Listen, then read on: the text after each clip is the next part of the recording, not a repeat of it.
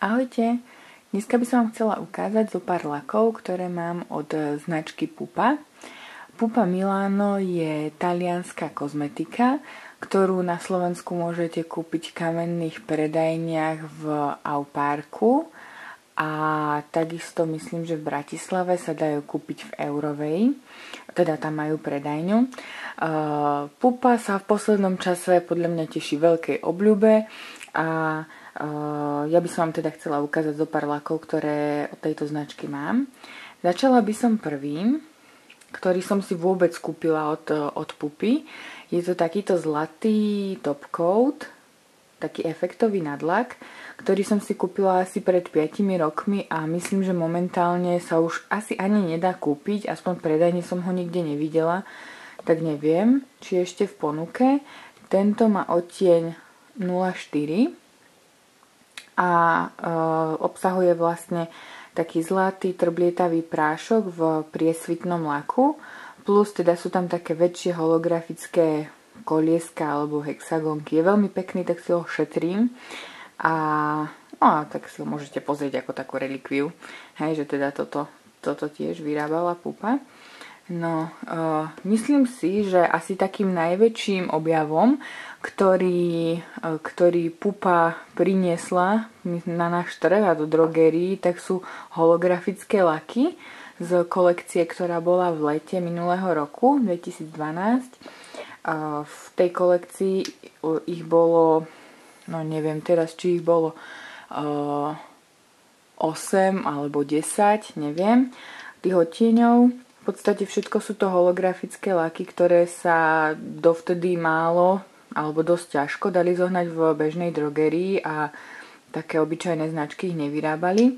Teraz s tým prišla v lete Pupa a myslím si, že sa im to celkom vydarilo. Odtiene mali, myslím, že zo 2 fialové, 2 modré, béžový, červený, ružový, holografický, zelený, strieborný, taká klasika. Ja som si kúpila tieto 3. Béžový, modrý a fialkový. Je fajn na nich to, že naozaj ten holografický efekt majú taký, aký by mal byť. Ja to skúsim nalakovať, ale neviem, nezaručujem, že to bude na tej kamere vidieť. Holografický efekt vlastne spočíva v tom, že ten lak obsahuje veľa maličkých trblietok, ktoré odrážajú svetlo vlastne vo všetkých farbách a spolu vytvárajú takú farebnú, prelínajúcu sa dúhu na nechte. Ono to trošičku zaschne a potom to asi bude vidieť lepšie, neviem, nie som si istá.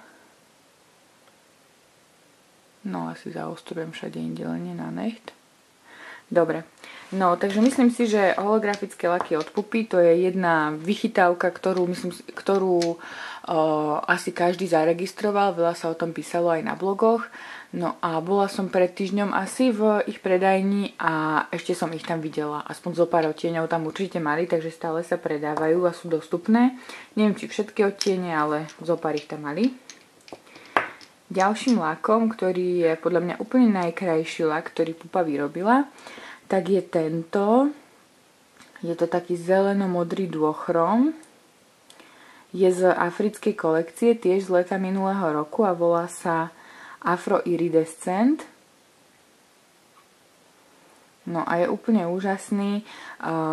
Je taký, ako som hovorila, zeleno-modrý, taká trošku neidentifikovateľná farba. Je veľmi pekný, už som na ne robila na blogu recenziu. Kryt si trošičku prúžkuje, ale naozaj maličko. Ale čo je na ňom super, je výdrž. Tento lak normálne som schopná nosiť aj týždeň bez toho, aby bol nejak výrazne extra poškodený. Takže určite ho odporúčam. Bol teda v tej limitovanej kolekcii v lete, ale myslím, že som ho stále videla v predaji a mám taký dojem, že ho zaradili asi do normálne klasickej ponuky, ktorú mávajú bežne.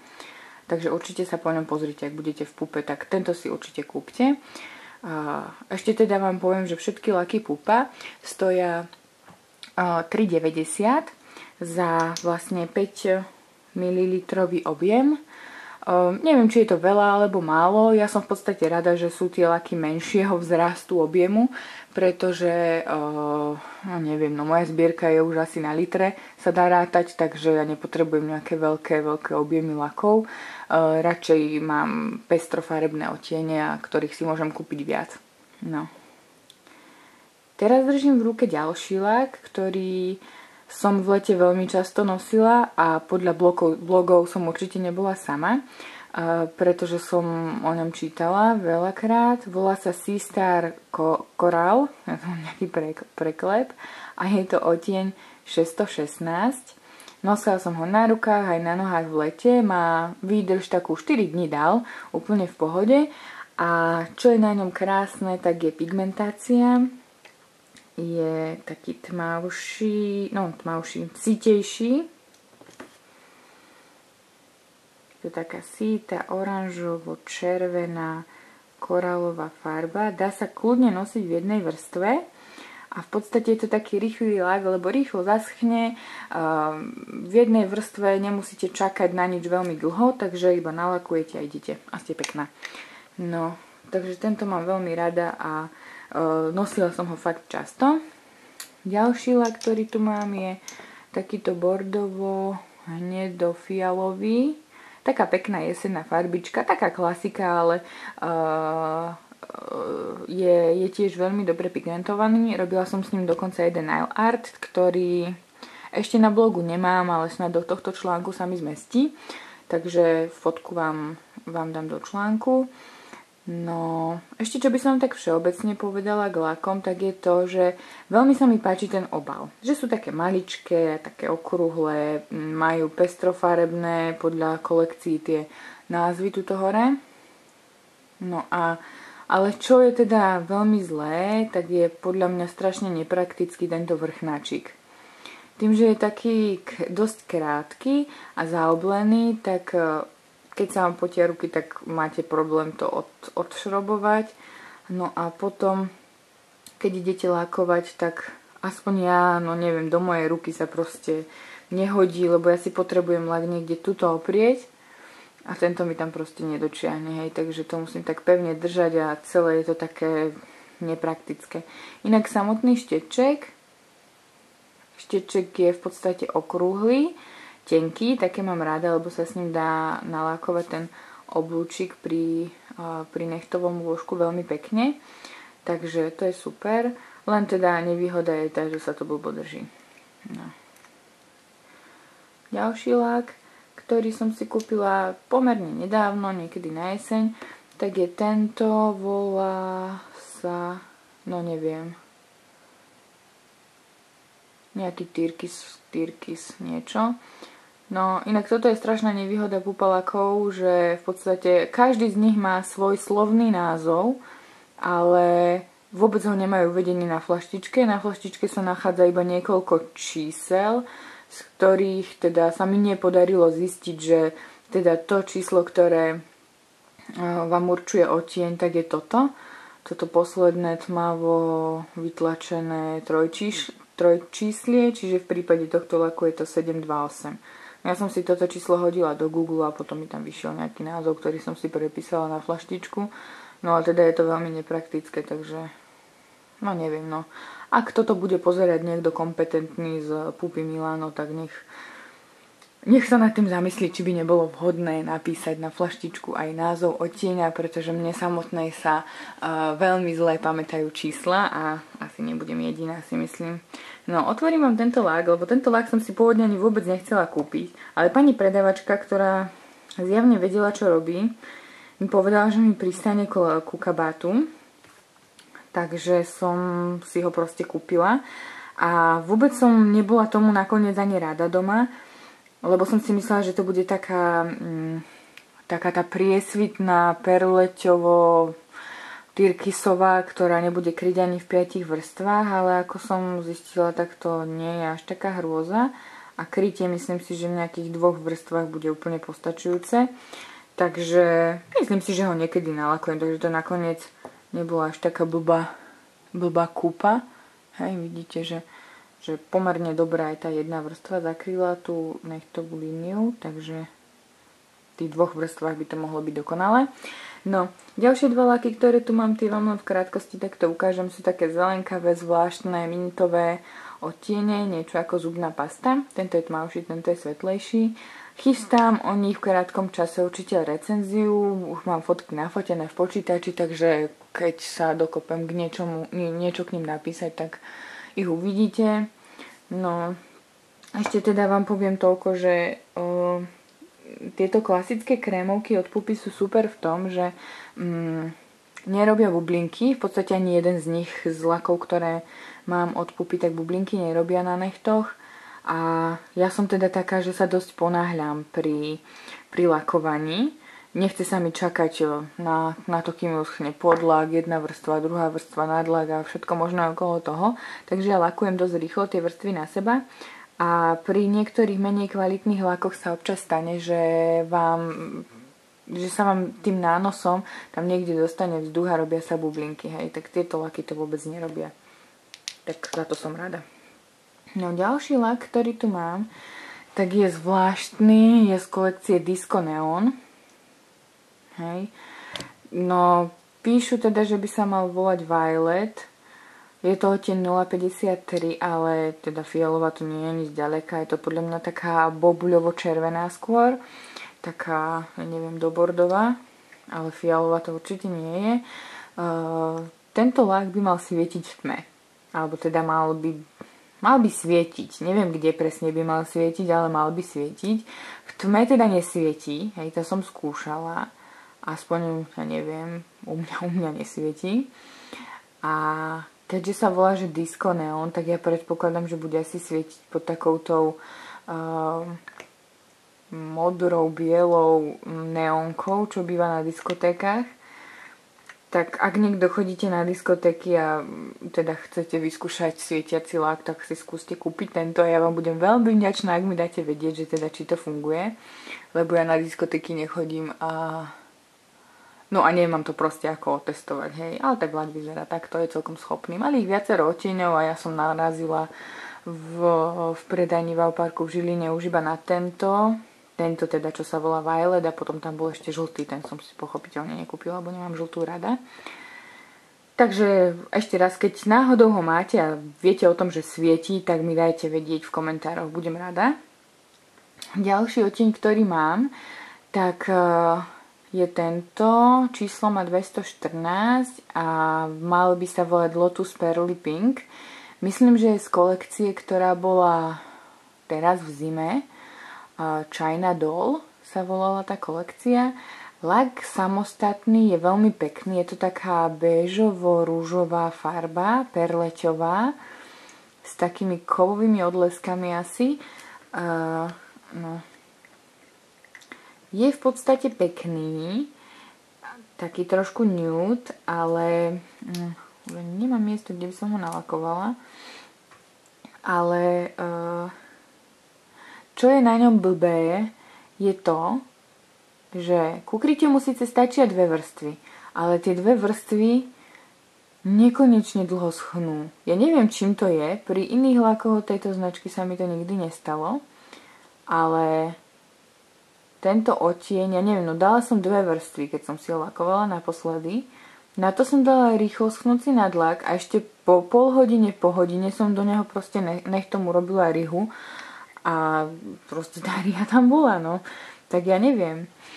Neviem teda, že kde sa stala chyba, ale tento lak proste zle schne. No, neviem, asi to je chyba len tohto odtieňa, alebo pri iných sa mi to nestalo.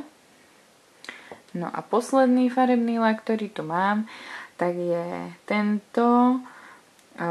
Je to taká hnedá farba, taká špinavo hnedá farba so zlatými odleskami. Je veľmi pekný, ešte som ho síce nalakovaný nemala, ale blížim sa k tomu. Hej, už to nebude dlho trvať, odtieň je to 910. No. Potom ešte čo má Pupa ohľadom nechtových produktov, tak sú veľmi dobré takéto rôzne nail art kity. Ja mám tento, jeden z takých prvých, ktoré mali asi. Je to set 2 lakov na nechtový dizajn vlastne toho popraskaného efektu. Takže takto vidíte, že obsahuje vo vnútri 2 laky. Jeden z nich je takýto základný biely, ktorý si nanesiete na celý necht a naň potom aplikujete rýchlo schnúci, naň potom aplikujete praskajúci nádlak. Hej. Celkom sú fajn, pretože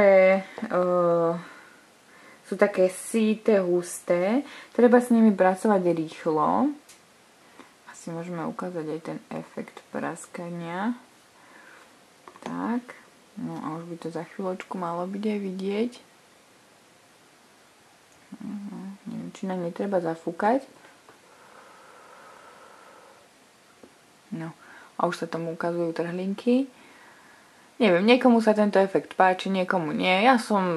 Mám z toho také zmiešané pocity. Určite sa mi nepáčia čierne praskacie laky, ale tieto farebné ako beriem na milosť. Čo sa mi na nich páči a čo je určite pri týchto praskacích lakoch plus je to, že ak si všimnete, tak praskajú nielen takto pozdĺžne, ale takisto aj priečne. Z každej strany vlastne. Pretože ak si pamätáte praskacie laky od Essence, tak myslím, že biely bol taký, ktorý praskal iba takto lineárne. To bolo, neviem, strašne to vyzeralo. Podľa mňa sa to rozpadalo len v takých pásikoch a nebolo to pekné. Takže tento sa rozpadá do všetkých strán. Hej, a ešte keď ho prelakujete, tak bude krajší, lebo dosť schne do matna. Hej, tento fialový je taký matný. No. Takže to je takýto set vlastne dvoch lakov. Momentálne majú v ponuke, myslím si, že taká najnovšie, čo majú, tak sú bublinky, bubbles. Je to set jedného klasického laku a potom v druhej flaštičke máte také perleťové perličky maličké, v podstate na kaviár manikúru. Je fajn na týchto setoch, že vždycky z druhej strany máte nakreslený návod ako na to, takže sa nemôžete pomýliť nielen pri týchto praskacích lakoch, ale aj pri bublinkových a pri ostatných setoch na nail art sa dozviete ten postup, takže to si myslím, že to zvládne každý. No a poslednú vec, ktorú som vám chcela povedať, ukázať je lak, teda nie je to lak, je to taký prípravok na nechtovú kožičku, ktorý som si kúpila tiež veľmi dávno. Myslím, že ho už asi tiež nemajú v ponuke, ja ho už mám veľmi málo. Nemá nejaký extra výrazný efekt, je to v podstate peeling na toto okolie okolo nechtu. Obsahuje také maličké drobné zrniečka, to sú tie peelingové. A potom také väčšie praskacie guličky, také oranžovej farby. Neviem, či to tam je vidieť. No a to si nanesiete vlastne sem do okolia nechtu a vypilingujete si tú kožičku, mala by sa dať ľahšie zatlačiť. No neviem, či to funguje, ale je to sranda používať, no. Takže toto mám a už to za chvíľku do plácam a vyhodím. No, takže to je asi všetko, čo by som chcela k značke Pupa povedať. Jediné ešte, čo asi spomeniem, je to, že nejakú oficiálnu slovenskú stránku kozmetiky Pupa Milano som nenašla. Jediná, o ktorej viem, že je oficiálna, tak je tá talianska, to znamená www.pupa.it. Ale čo sa týka tejto kozmetiky a značky a zastúpenia, tak veľmi dobre komunikujú na Facebooku. Tam sa volá ich stránka, myslím, Pupa Milano Slovakia. Takže tam tie administratorky chodia veľmi často, odpovedajú na otázky, robia rôzne súťaže. A takisto dávajú tam aktualizácie rôznych akcií, ktoré majú v predajniach. Takže je dobre si túto značku, túto stránku pridať do tých obľúbených na Facebooku, keď teda chcete o tom vedieť viacej. No a posledná vec, ktorú vám poviem k tomuto videu, je to, že všetky laky, ktoré som si kúpila za vlastné peniaze, a ak by to teda pre niekoho bolo dôležité takáto informácia, ani jeden z nich som nedostala na zrecenzovanie. No, takže to by bolo všetko odo mňa. Dúfam, že sa vám video páčilo a snáď teda na budúce sa stretneme ešte pri nejakom videu s nejakou inou značkou. Dobre, tak sa majte pekne.